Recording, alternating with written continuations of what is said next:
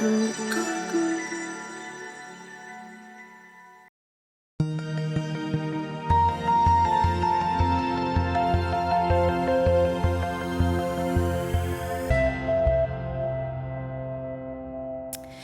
2024 Atlantic hurricane season has officially begun, and today I'm going to explain just exactly how tropical formation begins, what all it entails with it, and just exactly how a hurricane eye wall forms as well. So let's go ahead and start with the very beginning, the type of setup that we need to see for tropical formation to begin.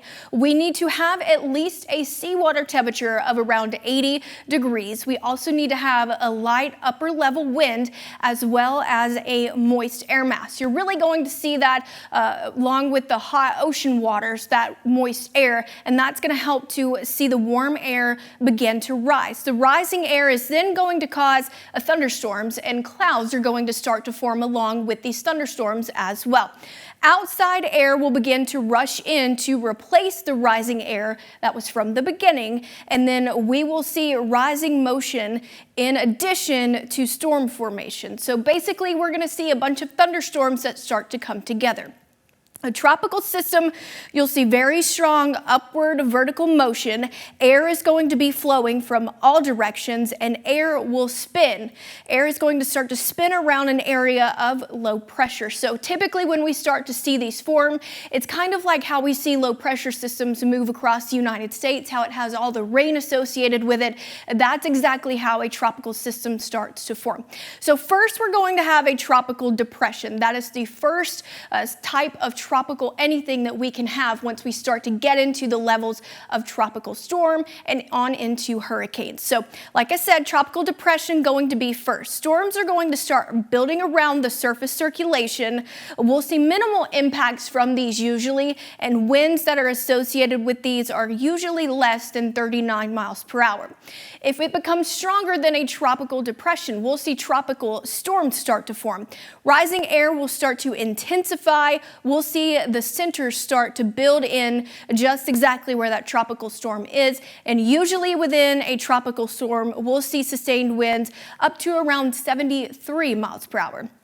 If it starts to become even stronger than that, that's where we're going to start to see that hurricane formation. We'll see very, very strong rising air associated with the center. That's when we would start to see that eye wall start to develop within a hurricane, and we'll see dangerous winds with these. Extensive damage going to be possible within hurricanes, and usually we can see sustained winds that's greater than 74 miles per hour. And remember, like we always talk about, we see between Category 1 and Category 5 hurricanes. Major hurricanes are usually Category 3 or higher. So 3, 4, and 5 are classified as major hurricanes. These are the most dangerous. They're extremely powerful. They can affect the surrounding weather pattern as well, believe it or not. Category 3 through 5 will see sustained winds of around 115 miles per hour. So I'm going to break down the hurricane categories for you right here. We're going to start with a Category 1. Usually we see about 74 to 95 mile per hour winds. We'll see some damage from it, but the damage won't start to get extensive until we get into Category 2 and 3. That's when we're going to start to see those winds increase. We could see winds from around 96 to 110 mile per hour within Category 2 hurricanes. Category 3 hurricanes are 111 mile per hour winds up to around 129 mile per hour winds. That's when we're going to start to see some devastating damage occur. And as these hurricanes start to strengthen into Category 4 and potentially even Category 5, with Category 5 being the strongest, that's when we're going to see wind speeds of no less than 157 mile per hour, and it can go above and beyond for a wind strength out there. That's when we're really going to start to see that catastrophic damage occur. So I mentioned earlier about eye wall. I'm going to teach you about the eye wall formation.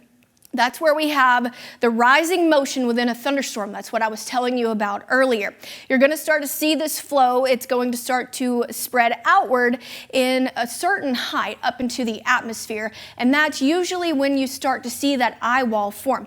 We'll have high pressure system that's going to be above the center of the hurricane, and we'll also see sinking air that's going to result in clearer skies that you usually see within a hurricane eye wall. So there's that eye wall that I've been talking about. Here is a top-down view. Rising air, like I said, within strong thunderstorms, we're going to have that high pressure system at the top, low pressure system at the bottom. The flow is going to start to spread inward near the surface and outward up to certain heights.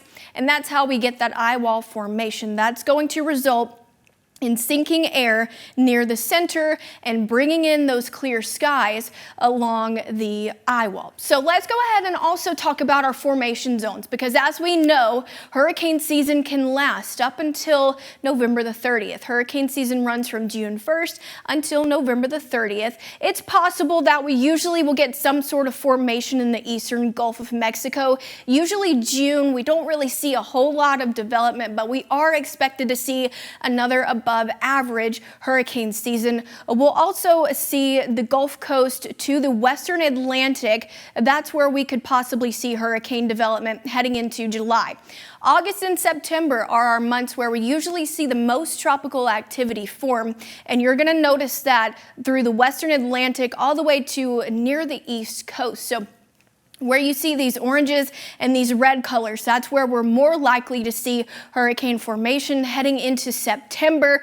We're going to most likely start to see hurricane formation around the western Atlantic near the Bermuda area, but pretty much anywhere within the Gulf of Mexico, Caribbean Sea, Atlantic Ocean has a great opportunity at any sort of tropical development. Heading into October, our formation zones, they start to get a little less likely, but we'll start to see a greater area within the northwest Caribbean Sea towards around Bermuda, heading into November, which is the last month of hurricane season.